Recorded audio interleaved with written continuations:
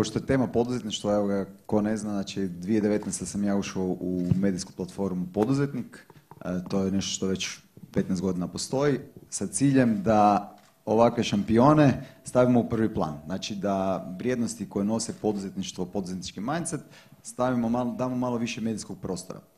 Pa tako da upornost, vizija, preuzimanje rizika, odgovornosti, nešto što stvarno želimo učiti mlade i ovakve koji nakon dugih niz godina su uspješni, kažem da oni dobiju više prostora ne u medijima, dakle, to bi trebalo biti u dnevniku, svaki dan bi trebalo biti 5 minuta, slušati Tomislava ili cure, kažem, jer imaju te neke vrijednosti koje mislim da mladi trebaju čuti. A vrijeme je došlo civilizacijsko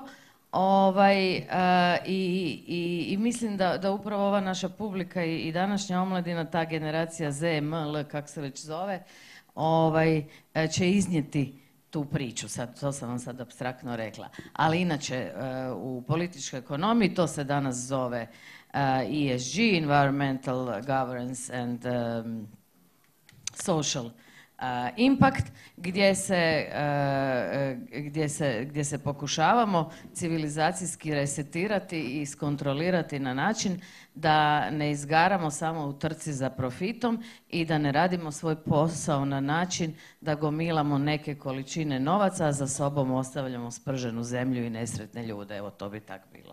Ja sam u Hrvatskoj pokrenula, u stvari formirala jednu kompaniju, u stvari kad kažem kompanija, to nije bila velika kompanija, nego obična DOO, firma koja se zvala Helicopter Emergency Medical Support, što mi kažemo skraćeno HEMS, koji kod vas još uvijek nije zaživio. Ja, da vam kažem, ja sam došla iz Švicarske sa izuzetnim backgroundom, sa izuzetnim poznavateljima iz sektora i napravim ispitivanje tržišta koje sam platila od svog novca, napravim feasibility studiju preko firme od svog novca, biznis plan sam sama uradila, a ostalo je do dan danas u ladici. Dakle, sve sam pokušala puno godina prije i evo vidite ni do dan danas vi HEMS-a nemate, a moj sa 5 helikoptera, 5 sletnih baza i tako dalje stoji u ladici, spreman. Što se tiče mog biznisa, pa mislim da glavna stvar kod mene je recimo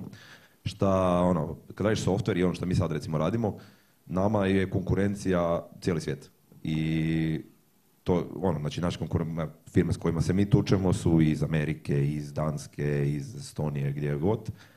I nema tu, znaš, ne na kraju nešto recimo samo u Hrvatskoj, samo u, ne znam, gdje god Njemačkoj i nešto, imaš neko malo manje tržište, a mi se tučemo sa cijelim svijetom. I to je s jedne strane problem, a s druge strane je to velika prilika.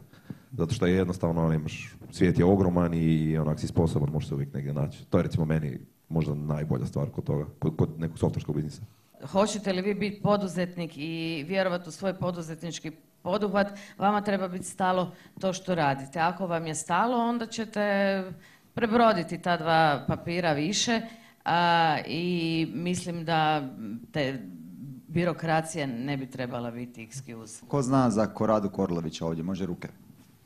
Ko ne zna, neka iz Google-a, nek pogleda YouTube video. On kaže da moraš sa strašću... već googlaju tamo ovih 2 sata. Ne, tako treba.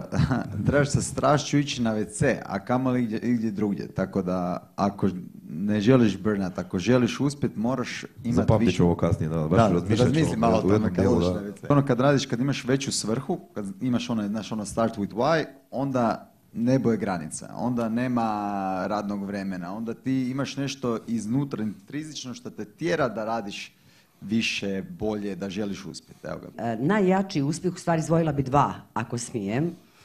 To je bila upravo to je bila Sagita, to je moja bila prva kompanija i prvo rušenje državnog monopola u trgovini nafte, u kojoj sam učila što znači kaliranje, šta znači ovo, što znači ono. To je bio uspjeh jer ja sam bila, to je bilo fenomenalno. I drugi uspjeh, u stvari moj najveći uspjeh na svijetu, u mom životu, je spašavanje života mog djeteta, jer sam u ratu u Sarajevu objavila rat UNICEF-u i Ujedinjenim nacijama koji ništa nisu željele po tom pitanju da radi, a moj sin je bio između života i smrti.